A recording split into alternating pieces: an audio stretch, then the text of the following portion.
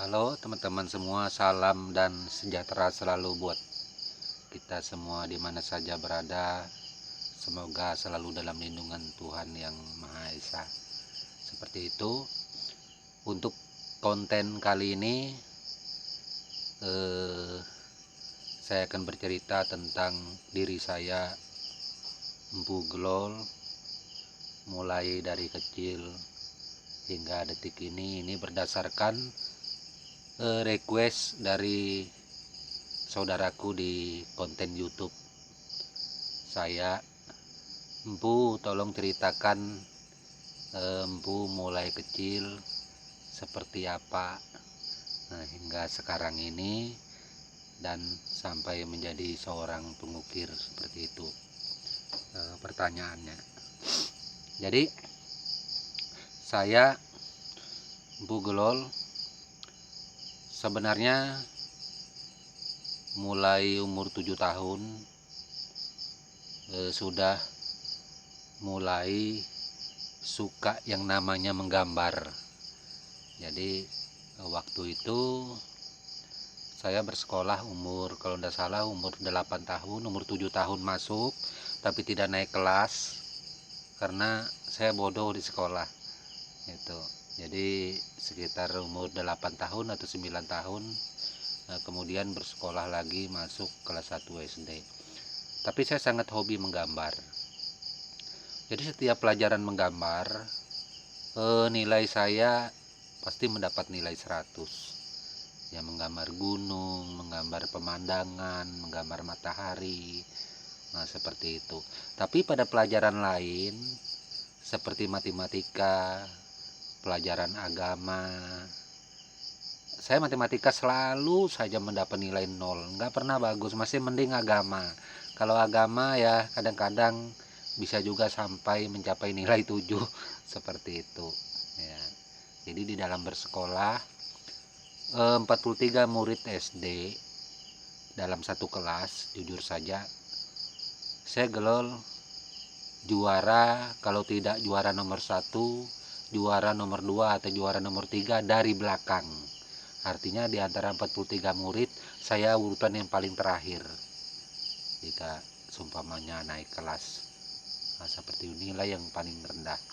Jadi memang di masa-masa kecil saya, kalau saya harus jujur bercerita, tidak ada sesuatu yang bisa seperti mungkin saudara yang lain lah, yang mungkin bersekolah dengan nilai yang bagus segala macam. Kalau saya enggak itu. Tapi walau demikian saya tetap tidak pernah putus asa, tetap bersekolah.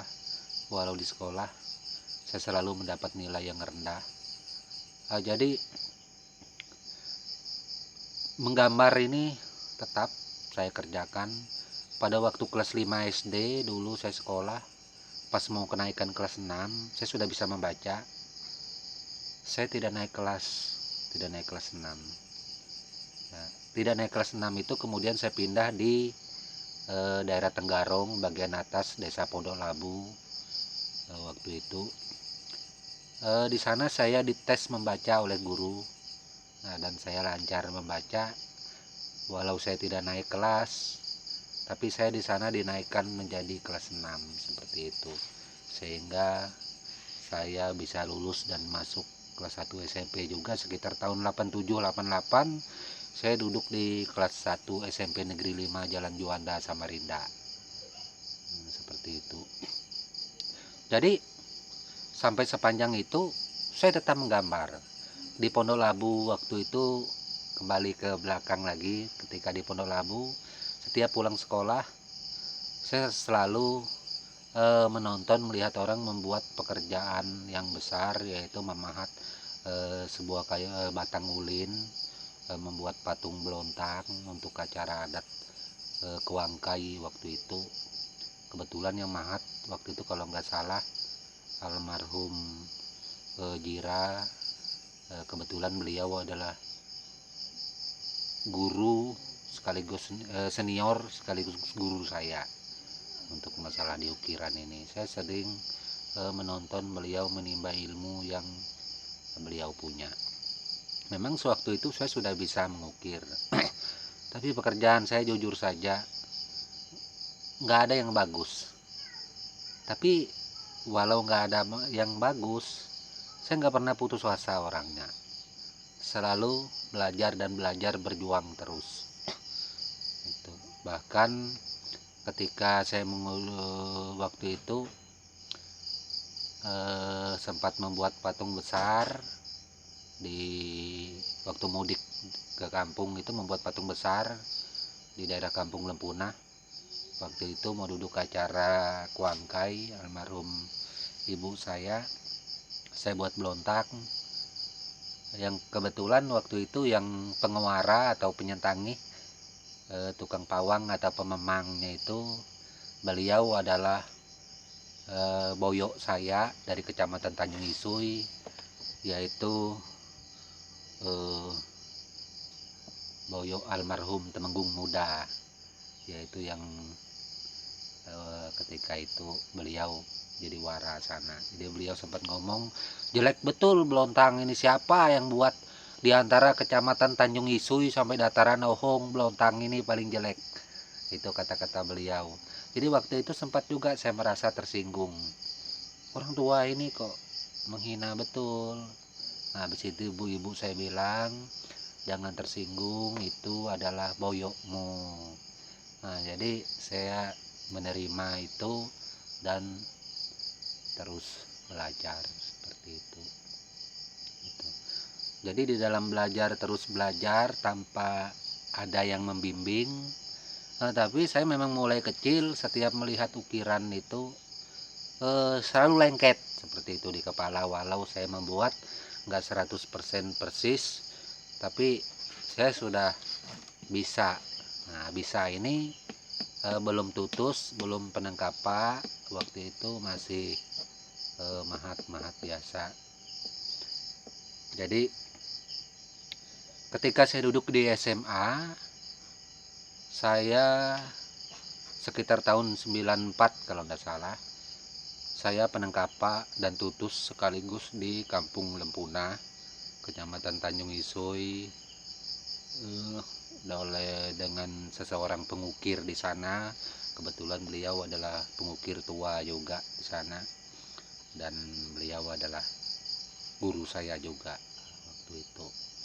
Nah, jadi mulai kecil saya sudah mulai belajar tentang mandau segala macam, bukan hanya mandau saja, tapi semua tentang yang menyangkut ukir-ukiran yang berhubungan dengan acara ritual, selalu saya pelajari ketika itu.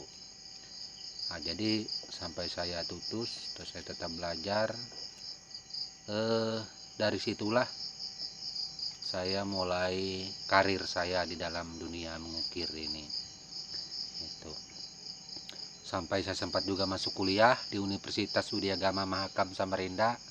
Tapi pada akhirnya sekitar 6 bulan saya keluar, nggak ada biaya waktu itu, sekitar tahun 96 kalau nggak salah. Nah, kemudian beristri dengan orang dari Kampung Resak. Anak pertama saya perempuan. Anak saya perempuan ini lahirnya di Kecamatan Muarwahau, Kampung Nehes Lihabing, itu Kampung Wehea di sana. Dan saya juga 1 tahun tinggal di Kampung Wehea. Itu jadi juga sempat berguru dan belajar di sana mengenai masalah ukiran ini. Nah, jadi kalau bercerita masalah ukiran Wehea, memang saya bukan pakarnya, tapi saya banyak juga tahu karena saya lama di sana. Itu seperti itu. Dan setelah itu pulang itu, nah, jadi pulang ini lahirlah anak saya yang pertama. Saya tinggal di Kampung Wehea, mohon maaf, waktu saya itu bujang kelas 3 SMA, sekitar tahun 95 kalau nggak salah di sana. 1995. Jadi 96 akhir kuliah saya menikah ke sana lagi, dan lahirlah anak saya perempuan di kampung itu. Nah, kemudian balik ke Samarinda, memulai mengerjakan berbagai macam ukiran. ukiran yang ada, buat asbak segala macam, buat nampan, baki, sering membawa ke pusat-pusat souvenir kerajinan Kalimantan, diantaranya ke Balikpapan sampai ke Bontang juga waktu itu, pernah juga ke Martapura sampai ke Palangka waktu itu, ke Palangkaraya itu. Jadi dari sana kemudian sekitar tahun 2007 kalau tidak salah, saya memang berdoa waktu itu, ya Tuhan, saya ini belum pernah melihat yang namanya kota Jakarta itu seperti apa. Dari kecil saya memang bercita-cita kepingin menginjakkan kaki ke Jakarta, tapi karena orang tua saya tidak punya kemampuan, orang susah, tidak mungkin bisa sampai ke sana. Tapi saya tetap berdoa itu, mudah-mudahan dengan segala macam cara, walau satu kali tak apa, yang penting saya pernah melihat ibu kota negara Republik Indonesia seperti apa. Nah waktu itu, jadi tahun 2007 saya mengikuti lomba desain yang diselenggarakan oleh Dinas Perindustrian Provinsi Kalimantan Timur. Nah, kalau tidak salah waktu itu di Perindakop, ya rasanya di Perindakop. Nah, jadi tahun 2007 itu saya mendapat juara 1 untuk tingkat Provinsi Kalimantan Timur. Dan pada akhir tahun 2007 juga saya diberangkatkan ke Jakarta waktu itu untuk mengikuti pameran kerajinan di gedung JCC Semesco waktu itu di Senayan, Jakarta. Jadi sampai Jakarta, turun dari pesawat, pas dari tangga itu saya langsung orang bilang itu ruku, mencium tanah, bersyukur sekali bahwa apa yang menjadi cita-cita saya sampai ke Jakarta juga dengan ilmu yang saya miliki. Sempat meneteskan air mata waktu itu. Dan waktu itu juga saya dipercaya bertemu dengan Wakil Presiden Republik Indonesia, yaitu Bapak Haji Yusuf Kalla. Waktu itu saya ketemu. Nah kemudian pulang, tak lama, singkat cerita, tahun 2008 saya diberangkatkan lagi ke Jakarta waktu itu oleh Dinas Koperasi kalau tak salah. Dipercaya juga ketemu dengan Bapak Mendagri, Pak Gamawan Fauji waktu itu, dan kita foto bersama waktu itu. Nah setelah itu beberapa kali berangkat ke Jakarta. Nah dan kemudian saya lama nggak pernah berangkat lagi setelah lahir anak saya yang lain. Nah kemudian saya banyak dipercaya untuk membuat ukir-ukiran, dipanggil dari kampung-kampung buat patung belontang, segala macam, segala kegiatan, jika seumpamanya gedung dan lain-lain waktu itu. Nah, jadi di samping itu tetap saya berapa kali ikut lomba kejuaraan, berapa kali juara terus, pernah juga mendapat juara RRI waktu itu, Radio Republik Indonesia, yang diselenggarakan oleh Kota Samarinda. Saya juga mendapat juara di sana. Nah setelah itu juga berapa banyak saya mendapat piagam penghargaan mengenai ukiran yang ini, termasuk gelar bintang nyulir yang dikeluarkan oleh Kepala Dat Besar Kabupaten Kutai Kertanegara waktu itu, dan saya menyandang gelar itu, serta banyak gelar-gelar lainnya. Dan tak lama setelah itu saya memang berkarya terus, nggak ada putusnya. Dan di dalam catatan karangan buku yang dibuat oleh, mohon maaf siapa tahu salah mengucapkan nama, yang dikarang oleh saudara kita Pak Masri Sarep Putra.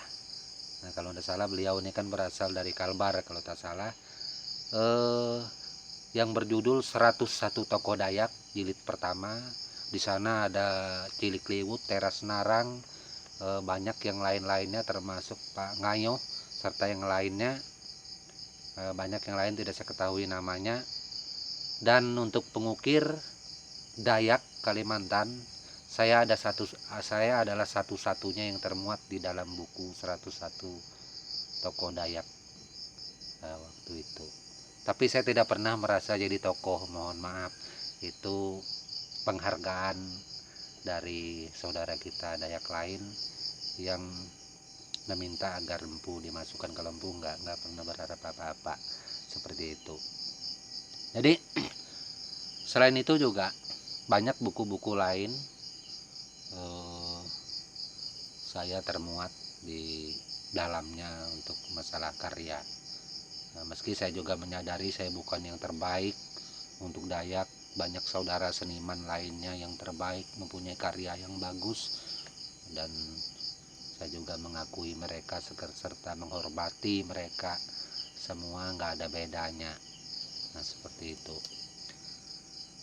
Dan yang terakhir, sekitar 2 tahun yang lalu, kalau nggak salah 2 tahun yang lalu, mohon maaf goyang, ada anak ini, ada anakku nih nakal. Nah, yang paling terakhir tuh namanya Bintang Esarani, dia selalu mengganggu bapaknya seperti ini bercerita, makanya tuh goyang tripod. Oke, kita lanjut lagi.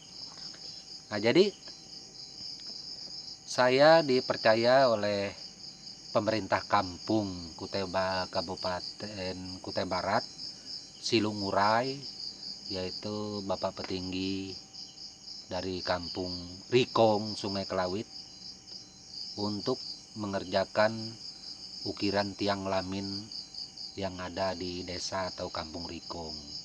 Waktu itu sekitar 20 tiang.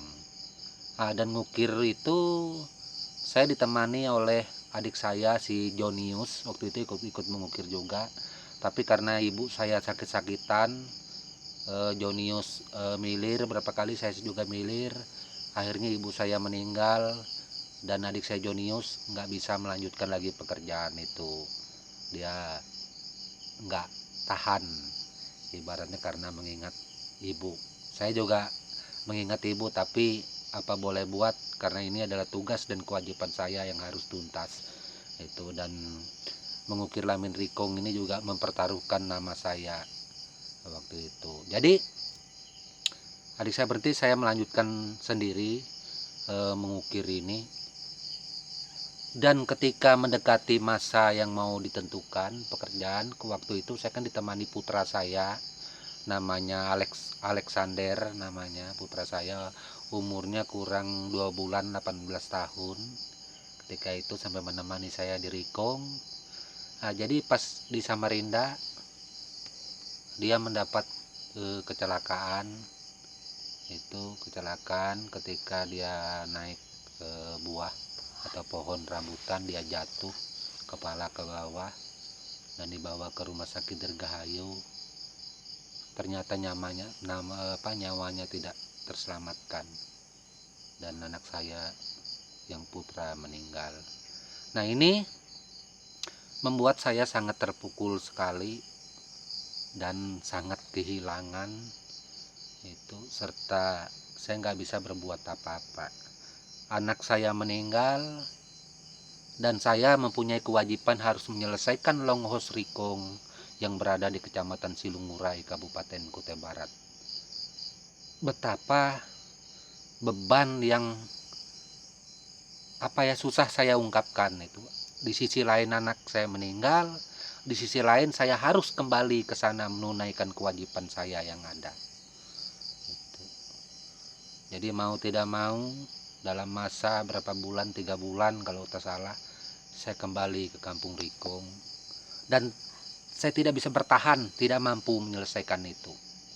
Kemudian saya sampai ke kampung Kendesi buat belontang. Habis itu saya ke Muarnayan buat belontang dan milir lagi. Itu. Kemudian saya mudik lagi ke kampung Rikong mengerjakan pekerjaan yang ada. Tapi saya sangat bersyukur sama sekali seluruh masyarakat kampung Rikong beserta petinggi dan yang lain-lainnya di sana, mereka cukup mengerti keadaan saya beserta Pak Camat Silungurai juga. Beliau juga mengerti keadaan saya seperti apa. saya dalam keadaan berduka itu karena mengenang anak saya yang pernah ikut saya kerja di sana. Selama saya menyelesaikan Longhos Lamin Rikong yang menjadi kebanggaan suku Dayak Benua Kabupaten Kutai Barat, apabila tak ada orang yang mendampingi menemani saya ngukir sendiri. Tiangnya ada kan posisinya berdiri. Sepanjang memahat itu saya selalu meneteskan air mata. Itu. Saya menangis, teringat. Itu. Sebenarnya saya tidak mampu menyelesaikan tiang yang ada itu, gak mampu. Tapi saya ingat pesan anak saya sebelum dia meninggal. Dia pernah berkata seperti ini, meski bapak saya sendiri saya yakin kalau untuk Longhos atau Lamin Rikong suku Dayak Benua ini, bapak saya pasti mampu menyelesaikan. Percaya aja bapak. Aku bilang, kamu kok percaya sama bapak? Sedangkan bapak aja belum tentu percaya dengan kemampuan saya. Enggak. Coba lihat nanti pasti selesai. Dan ternyata pekerjaan itu selesai tapi dia sudah tiada, meninggal. Itulah yang membuat saya terkenang dan saya menangis. Itu mengingat dia. Itu begitu bangganya memuji ayahnya, meski ayahnya ini sebenarnya bukan siapa-siapa. Itu banyak orang lain peseni yang jauh kiprahnya di atas ayahnya. Tapi bagi putraku almarhum, ayahnya lah satu-satunya kebanggaan menurut dia, seperti itu. Jadi Longhos Rikong selesai itu. Walau saya tahu pekerjaan saya dengan jadwal waktu yang ditetapkan oleh pemerintah yang ada di sana, saya sudah melewati tanggal, sudah melewati bulan, jatuh tempo sudah lewat, apa bahasanya itu saya lupa. Itu. Saya sebenarnya kalau di dalam lomba lari, lomba maraton, saya termasuk diskualifikasi sebenarnya di dalam pekerjaan itu. Tapi walau saya masuk dalam diskualifikasi, saya tidak pedulikan lagi siapa nama saya. Saya tidak pedulikan lagi nama besar saya. Itu mau itu mau itu apa terserah. Dan pada masanya akhirnya Lamin Rikong selesai juga. Walau sumpamanya saya bukan membuat suatu nama yang terbaik di dalam pengerjaan Longhos Lamin Rikong, justru saya merusak nama saya sendiri di sana. Tapi tak apa. Tapi di lain sisi itu saya juga merasa bangga apa yang dikatakan oleh putra saya almarhum. Saya benar-benar mampu mengukir tiang Lamin sebesar itu, sampai 20 tiang, mungkin lebih besar dari drum. Tiangnya posisi berdiri itu. Dan saya memahatnya sendiri sampai selesai itu. Mungkin satu-satunya yang ada itu untuk pengukir seniman Dayak pada khususnya yang mampu mengukir tiang Lamin sebesar itu sendiri. Saya rasa selama ini belum pernah ada untuk Kalimantan, belum pernah ada mengukir sendiri. Entah ke depan mudah-mudahan ada seperti itu, walau hasil karya saya juga tidak seberapa. Jadi untuk melihat pekerjaan saya, mungkin teman-teman bisa scroll video saya yang ada di sana. Banyak video tentang Lamin Rikong dan kepulangan saya dari Lamin Rikong untuk ke Samarinda. Di sana termasuk konten YouTube saya yang belum dimonet ketika itu, dan di waktu itu saya menangis sambil membuat video. Ya, saya sedih. Tuh, saya tak menyangka pekerjaan saya selesai. Itu. Dan saya pulang. Sampai detik ini saya tidak pernah merasa saya yang terbaik. Tidak pernah, apalagi dengan kehilangan putra saya dan keadaan seperti ini. Itu saya merasa saya hanya bekerja. Itu mencari suatu kebutuhan untuk penghidupan seperti yang lainnya, seperti itu. Saya tidak berharap gelar, tidak berharap pujian, tidak berharap apapun. Itu terserah orang mau menilai, orang mau bilang saya sumpamanya ya seniman apalah. Karena bagi saya tidak terlalu penting, saya tidak pernah mengejar itu lagi, dan usia saya bukan muda lagi. Itu. Seperti itu. Jadi saya juga di konten YouTube itu mengucapkan terima kasih kepada seluruh masyarakat Kampung Rikong dan pemerintahan kampung dipimpin oleh petinggi Kampung Rikong. Mereka cukup mengerti keadaan saya dan bersabar hingga pekerjaan itu selesai seperti itu. Walau saya sebenarnya sudah lewat dari tanggal, dan saya memohon maaf juga atas semua kesalahan yang saya lakukan waktu itu. Moga untuk ke depan seniman lain yang di masanya mendatang jangan sampai seperti saya itu. Kalau bisa batas waktu yang ditentukan, saudaraku harus cepat selesai itu, karena kalau nggak cepat selesai takut nanti jadi masalah seperti itu. Oke, hanya itu yang dapat saya sampaikan terhadap request saudaraku, temanku, atau siapa saya kurang tahu juga, yang meminta Empu bercerita sedikit tentang Empu dari masa kecil. Tapi ini nggak masa kecil aja, dari masa kecil sampai tua. Nah, seperti itu. Nah, jadi banyak hal sebenarnya kalau mau bercerita tentang diri Empu, tapi saya rasa cukup itu saja. Takut nanti Empu salah ngomong, salah cerita, malah kurang tapi bagus seperti itu. Dan saya di akhir kata saya mohon maaf atas semua cerita yang saya sampaikan ini. Kalau ada kesalahan atau menyinggung saudaraku yang lain, saya mohon maaf yang sebesar-besarnya. Maksud hati ini menyampaikan sesuatu hal yang positif, tapi terkadang namanya ilat bicara itu bisa juga salah, terpleset seperti itu. Tak lupa saya ucapkan salam budaya dan tabe buat kawan-kawan yang ada. Amin.